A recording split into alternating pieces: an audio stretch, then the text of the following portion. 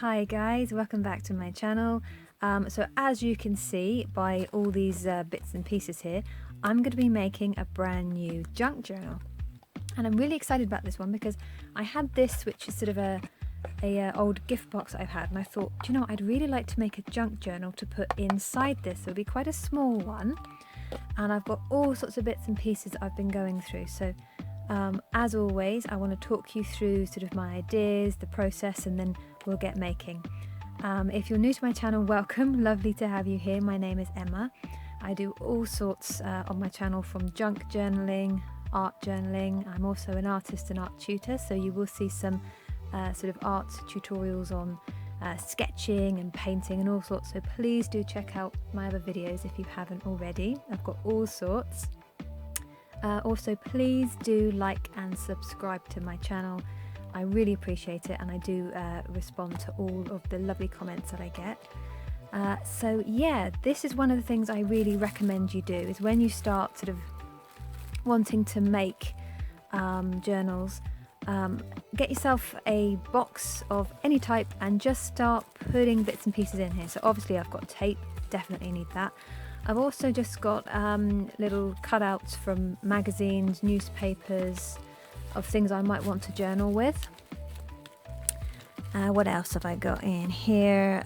More different things. I've got just sort of like scraps. I quite like the sort of lace here on this sort of cutout. I've got some little letters, all sorts of bits and pieces. Something else is I like to sort of collect different bits and pieces from packaging. So this was from a box. This was from a DVD box set. So I'm just going to cut out this symbol and use this for my junk journal. The other thing with junk journals, which is really nice, is to have a bit of texture. So I've got some ribbons, some offcuts, some bits of material. Now this was sort of like Christmassy type material. When I was making some crafts, and I had some bits left over. So something else which is really, really good is if you're making something and then you've got just sort of random little scraps left, you don't know what to do with them. That's what junk journaling is all about. So again, more packaging. Got some sort of bits of craft paper here, some artwork, all sorts of bits and pieces. And elastic bands. I'll talk to you more about these in a minute, because these are brilliant for actually putting in your pages so you don't have to stitch or glue too much together. So I'm going to start assembling and getting it also to make sure that it fits in here. So that's something else. If you want to make a journal that sort of goes in a box, make sure that it all fits in there before you put it all together. Otherwise sort of the box won't close. So I'm going to do that, and then I'm going to come back to the camera and I'll show you the process.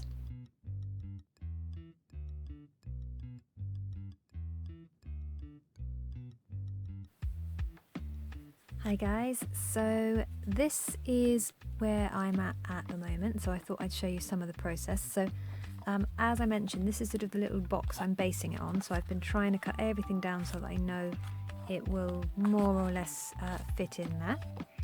So basically what you want, if you've got any sort of scrap bits of material, any scrap bits of card, you basically just want to start layering them into a little book like this. Make sure that you've got enough so that you can sort of fold it in half. And what I've got is I've got a mixture of scrap bits of material. I've got some of my old artwork as well, bits of just scrap paper, and I've just started to sort of put it all together. I'm going to put a few more bits in here just so that I've got some more layers, and then I'm going to go in with the elastic band, and that's what's going to hold it. So as I mentioned earlier, that's the brilliant thing about using elastic bands, because you don't have to worry about stitching it together, you don't have to worry about using super glue and making a mess. So this is really, really good. So I'm going to come back to this once I've added a few more layers. I'll put the elastic band on, and then I'll actually start building it a little bit more.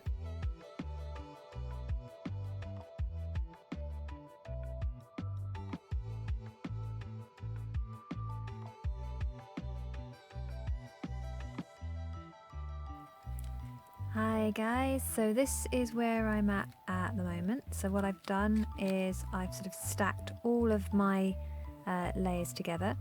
I've sort of held them in place with an elastic band, like so. So the good thing about using elastic bands, as I said, is you don't have to sort of stitch anything in, and also you can change things, you can take things out and put them back in. And I have another little tip.